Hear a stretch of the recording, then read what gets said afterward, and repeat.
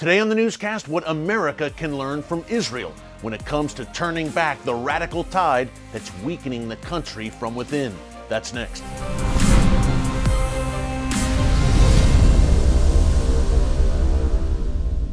Hey folks, Erick Stakelbeck here. Welcome to the Watchman Newscast. It's no secret that America is facing major problems that only seem to be growing worse by the day. So what can be done to turn this nation around and turn back the radical tide that seeks to transform America into a place the founding fathers could have never imagined? How can America renew its focus on faith, family, and freedom, on the things that made this country the most prosperous and free country in the history of the world? Here's an interesting thought. Could Israel's history, both ancient and modern, hold clues to a turnaround for the United States? Author David Rubin has a unique perspective on this.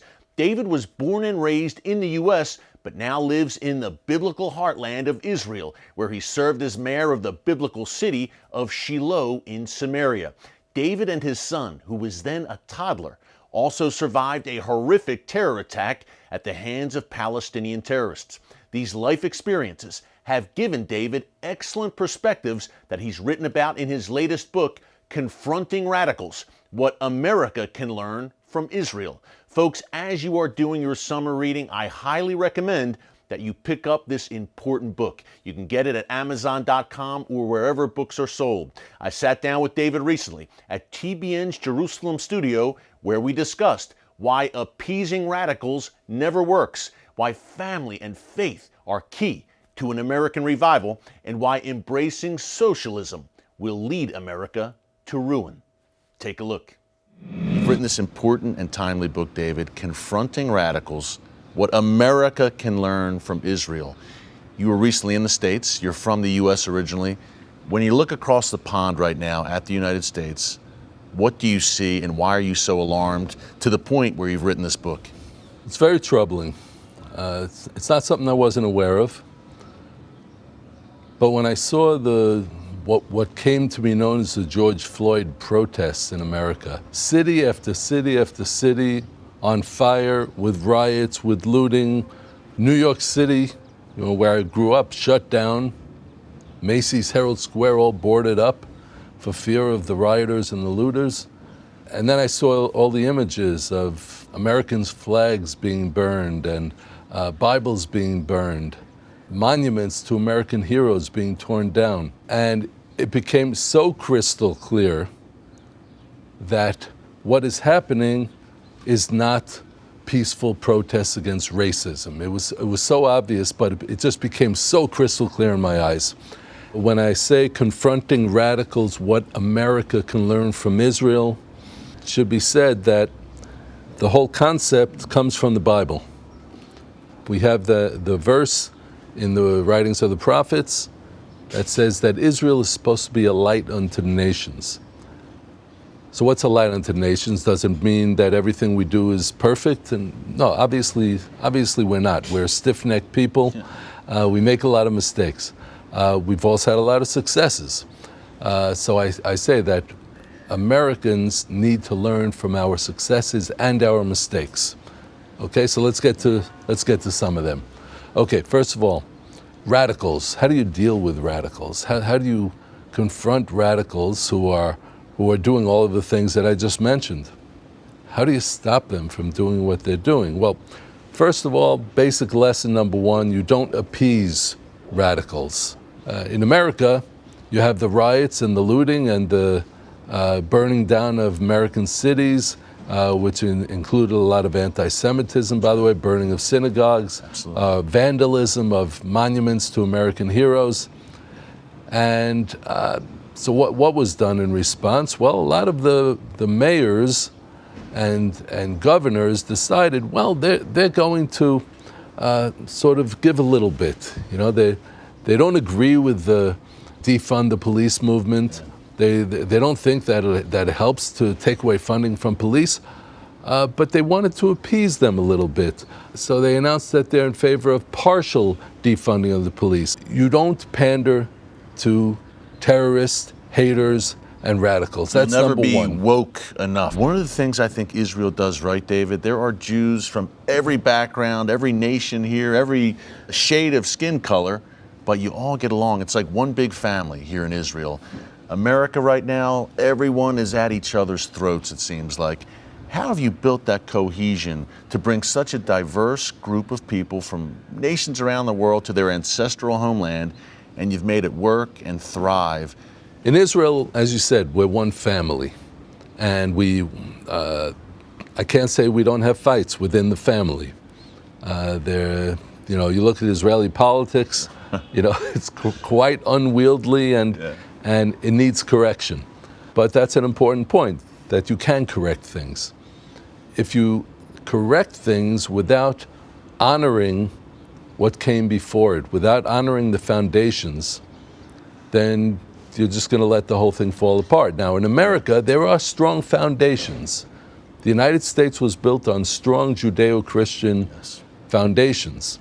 And the founding fathers, you look at Washington, Jefferson, Benjamin Franklin, Lincoln, these were all American heroes who honored the Judeo-Christian heritage. By the way, they were all very close to Israel.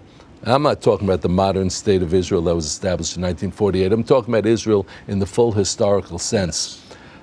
They were very closely connected. If you look at the logos of the Ivy League colleges, even today, they all have Hebrew words in the logos. Wow. And Hebrew words which come from the Holy Temple that stood in Jerusalem. Right behind us. Right behind where we're sitting right now. And so this is the heritage of the United States, and a lot of it comes from Israel's heritage. That's right. And if Americans don't reconnect to that, there's not going to be anything to hold them together, because you have to understand, just having a good economy, making money it'll hold people together for a while, but ultimately people want things that are a lot deeper. Yeah, talk a bit more about that, David, if you can. The Jewish people, Israelis, are acutely aware of their history and connected to their history and family-oriented. It's another thing now that we're losing in the U.S. I think of Shabbat. I say, man, everyone should do Shabbat, Jew or non-Jew. It's the greatest thing. You're with your family. It's you, your family, and God with no devices for 24 hours straight. Talk about that family, the stress on family in Israel as well, and how America can learn that. Because we had that so strong in America, and now it seems we're losing that. That's true. That's true. Americans did have it, and there's a part of America now that just laughs about it and mocks it, in fact. You go to dinner and people are all on their phones. Parents, kids are not even looking at each other. Look, in Israel, we honor the traditional family. There's nothing wrong with saying that a father and a mother and children, that's the foundation of the Israeli family. We sit down at the Sabbath table Friday night, and everyone at the table sings a song honoring the Jewish mother, honoring that hub of the family. And that's something that's falling apart in America, where Nancy Pelosi says that you can't say mother or father in Congress, and that you have to say parent number one or parent number two or it, or you can't say he or she. And you're laying out the cures, David. No appeasement, family cohesion, just, getting back in touch with the roots, tradition, history, culture of your nation. And open up the creativity of people. Allow the creativity to come forth. No to Marxism. Do away with that Marxism and socialism. We know about that. We had Israel, the modern state of Israel, was a socialist country from 1948 until the early 1980s. What happens is that if you put too much power in the hands of the government, they're going to do all the wrong things. They're going to abuse that power. Israel had one television station up until the opening up of the Israeli economy. Israel had one labor union, one mega union called the Histadrut, up until the opening up of the Israeli economy. And there was one health fund one health insurance fund. People don't know that. I think a lot of Americans watching wouldn't know that. You could not choose your doctor. Yeah. Now we have 5.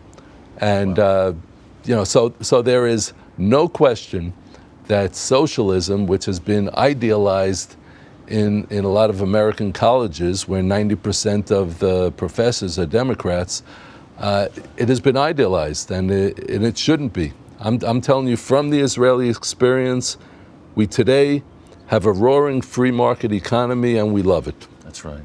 And a groundbreaking, innovative nation. Last question. You mentioned AOC and Bernie Sanders, part of the growing progressive anti-Israel wing in the U.S. Number one, how concerned are you about that? And I think of the biblical mandate to bless Israel. That is a cursing on Israel from these people. And secondly, David, if we continue down this road in the U.S., this leads nowhere good. Yeah, and it's not progressive. Progressive means moving forward. Yes. That's another, there's a semantic game that's being played here. Yeah. It's radicalism. It's radical Marxist ideology. And sadly, the connection to Israel, the more America moves in that direction, the less it's going to gain from that positive connection with Israel that Benjamin Franklin spoke about and George Washington spoke about and prayed about. Yeah. That is what will strengthen America in these times. That is what will help America to get over the hump and to get past all of this. And I want to emphasize, there is no change that is not irreversible.